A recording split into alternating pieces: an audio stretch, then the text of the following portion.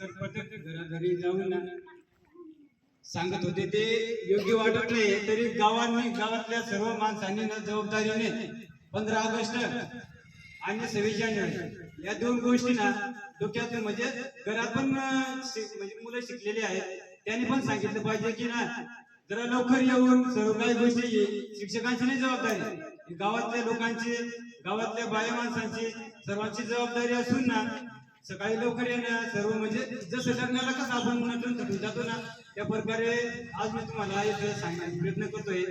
बरेच दिवसापासून शाळा म्हणजे झाले, बरेच दिवस झाले, खूप वर्ष झाले, पण त्याच्यात काय बदल होत नाही.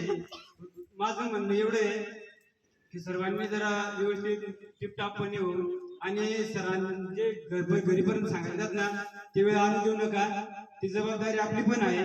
इथे येऊन त्यांना सहकार्य केलं तरच शाळा चालू असणार आहे. आणि महत्वाचं म्हणजे एक सांगायचं, जे अंगणवाडी शिक्षक आहेत आणि मदतनीस आहे ते लहान मुलं त्यांनी आजपर्यंत कोणी लक्ष दिलेलं नाही. माझं म्हणणं एवढे त्यांनी 1-2 वाजेपर्यंत बसून शिकवलं पाहिजे. जर त्यांनी तिथे शिकवलं तरी मुलं इथं बसते, इथं नाही बसले मग काहीच नाही. आजपर्यंत सर म्हणजे आज आपला काजू बर्डे मुलगा किती आहे दहावीला, त्याला मी साधारण सीएटी कॅट म्हणून विचारलेला, सीएटी कॅट नुसतं दहावीला मुलगा आहे, तो शब्द सुद्धा येत नाही. आज साधारण बेस म्हणजे जो पयामच भुवनेश्वरच्या पुढे जाऊन मुलं काय करणार. आज दहावीला जाऊन मुलं बाकीचे नापास पण झाले, बाकीचे म्हणजे त्यांचं शिक्षणाचं नुकसान झालं.